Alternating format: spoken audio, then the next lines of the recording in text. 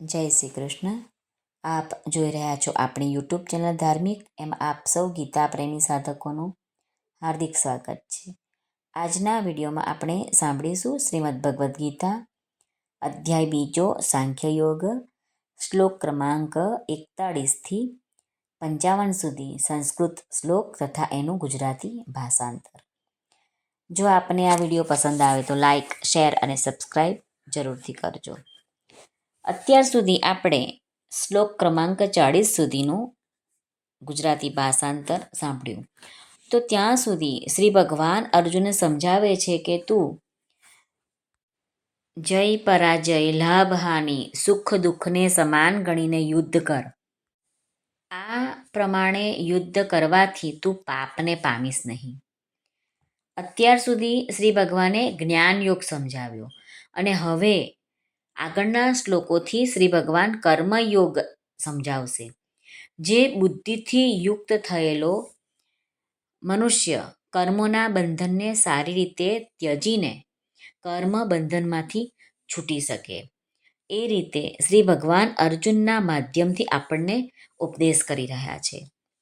કર્મયોગમાં આરંભનો અર્થાત બીજનો નાશ નથી અને અવળા ફળરૂપી પણ દોષ નથી.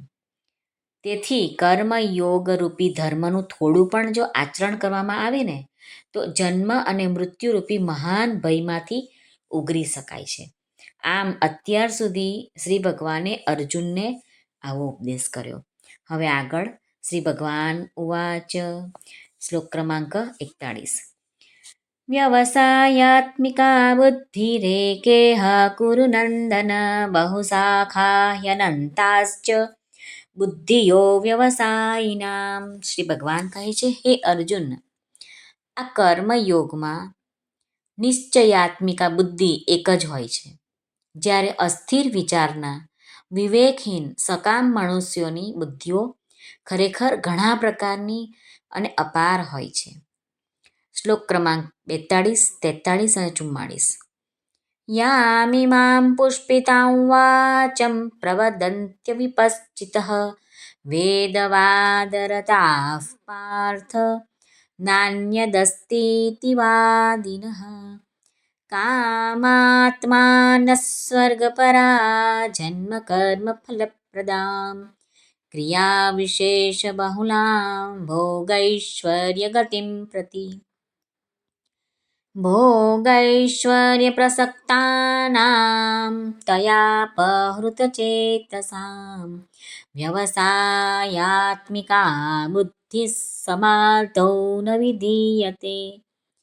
શ્રી ભગવાન અર્જુનને કહે છે, હે અર્જુન, જેઓ ભોગમાં તન્મય થયેલા છે, જેઓ કર્મફળના પ્રશંસક વેદ વાક્યોમાં જ પ્રીતિ સેવે છે, જેમની બુદ્ધિમાં એકમાત્ર સ્વર્ગ જ પરમ પ્રાપ્ય વસ્તુ છે અને જેઓ સ્વર્ગથી ચડિયાતું બીજું કશું જ નથી એમ બોલનારા છે, એવા અવિવેકી માણસો આ પ્રકારની પુષ્પિત એટલે કે માત્ર સાંભળવામાં જ મધુર અને મનોહર વાણી બોલ્યા કરે છે કે જે જન્મરૂપી કર્મફળ દેનારી તેમજ ભોગ તથા ઐશ્વર્યની પ્રાપ્તિ અર્થે વિવિધ જાતની ઘણી બધી ક્રિયાઓનું વર્ણન કરનારી છે.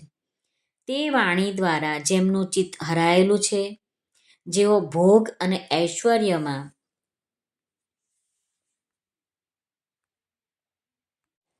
અત્યંત આસક્ત છે, એવા માણસોની પરમાત્મામાં નિશ્ચયાત્મિકા બુદ્ધિ હોતી નથી. શ્લોક ક્રમાંક 45. ત્રૈગુણ્ય વિષયા વેદા નિસ્ત્રૈગુણ્યો ભવાર્જુન નિર્દ્વંદ્વો નિત્યસત્વસ્થો નિર્યોગક્ષેમ આત્મવાન. શ્રી ભગવાન કહે છે, હે અર્જુન, વેદો ઉપર જણાવ્યા અનુસાર ત્રણેય ગુણોના કાર્યરૂપ સઘળા ભોગો તથા એમના સાધનોનું પ્રતિપાદન કરનારા છે. માટે તું એ ભોગો અને એમના સાધનોમાં આસક્તિ રહિત અને હરખ શોક વગેરે દ્વંદ્વોથી રહિત બનીને નિત્ય વસ્તુ પરમાત્મામાં સ્થિત થઈ જા. તેમજ યોગ ક્ષેમને ન ઈચ્છનાર એટલે કે શરીર નિર્વાહની ચિંતા પણ ન કરનાર તથા સ્વાધીન અંતઃકરણનો અર્થાત જીતેન્દ્રિય થા.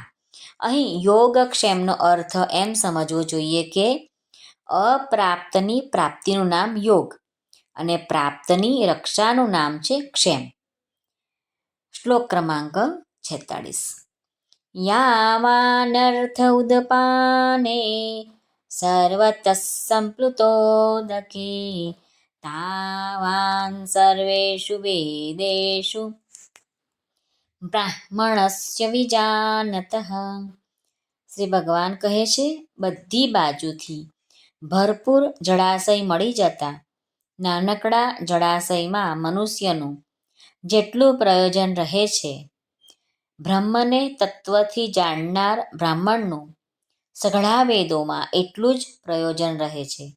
અર્થાત જેમ મોટું જળાશય પ્રાપ્ત થઈ જતા જળ માટે નાના નાના જળાશયોની જરૂર રહેતી નથી, તેમજ બ્રહ્માનંદની પ્રાપ્તિ થતા આનંદ માટે વેદોક્ત કર્મોના ફળરૂપી ભોગોની જરૂર રહેતી નથી. શ્લોક ક્રમાંક 47. કર્મણ્યેવાધિકારસ્તે મા ફલેષુ કદાચન મા કર્મફલહેતુર્ભુર્મા તે સંગોસ્ત્વકર્મણિ. શ્રી ભગવાન અર્જુનને કહે છે, તારો કર્મ કરવામાં જ અધિકાર છે, એના ફળોમાં કદીએ નહીં.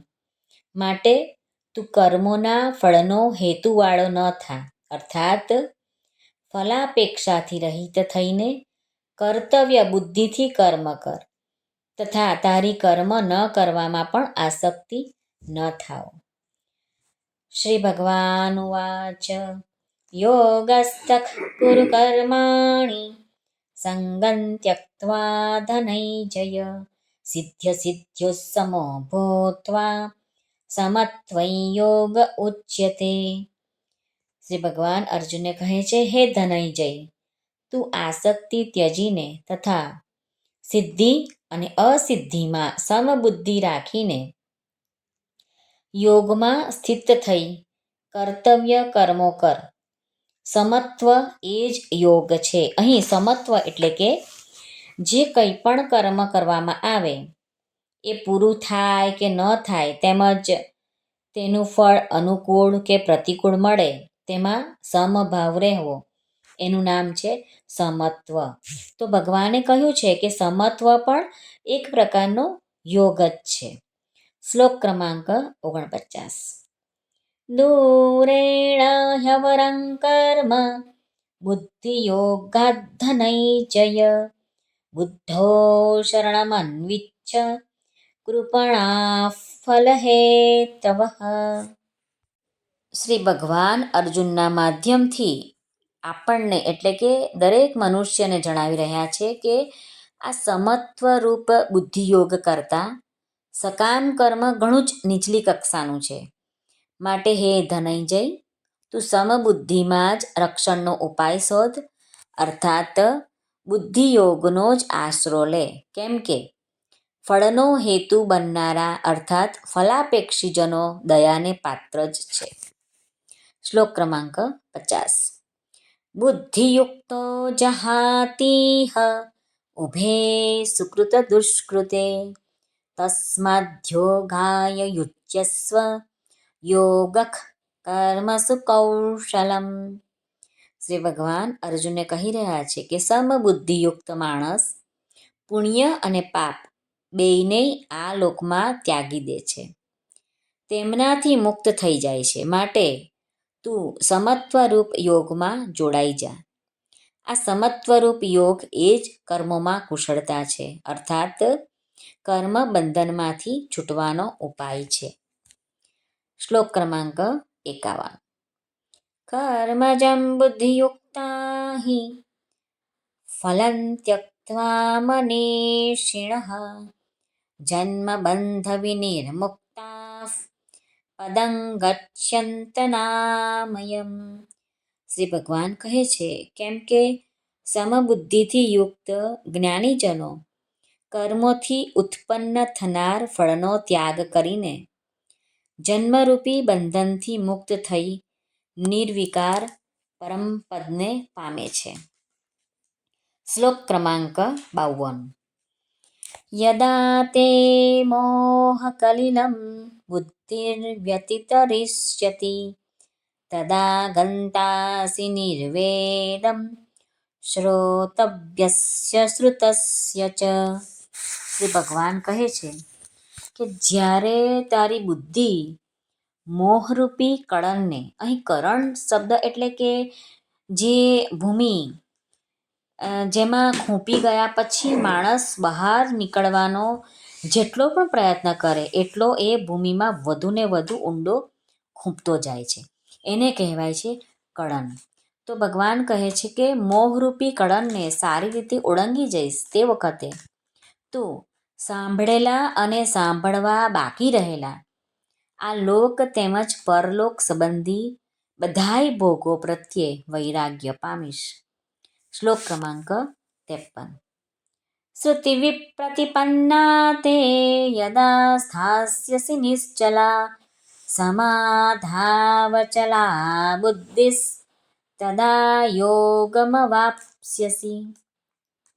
શ્રી ભગવાન કહે છે જાત જાતના વચનો સાંભળવાને લીધે વિચલિત થયેલી તારી બુદ્ધિ જ્યારે પરમાત્મામાં અચળ અને સ્થિર ભાવે સ્થાયી થઈ જશે ત્યારે તું યોગને પામીશ, અર્થાત તારો પરમાત્મા સાથે નિત્ય સંયોગ થઈ જશે. અર્જુન ઉવાચ. શ્લોક ક્રમાંક 54.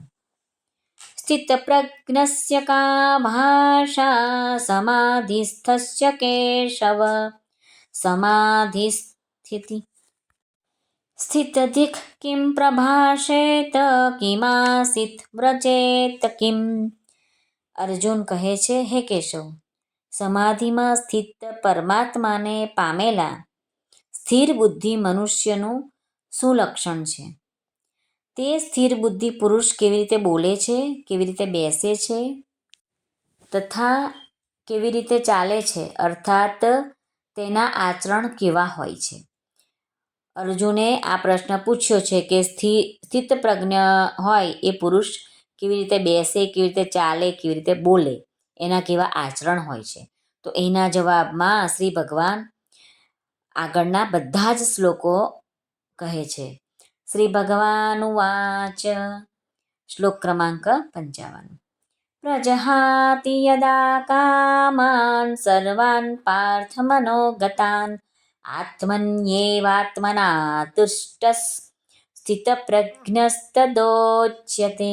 શ્રી ભગવાન કહે છે કે પાર્થ, જે વખતે આ પુરુષ મનમાં રહેલી સઘળી કામનાઓને સમ્યક રીતે ત્યજી દે છે અને આત્માથી આત્મામાં જ સંતુષ્ટ રહે છે ત્યારે તે પુરુષ સ્થિત પ્રજ્ઞ કહેવાય છે.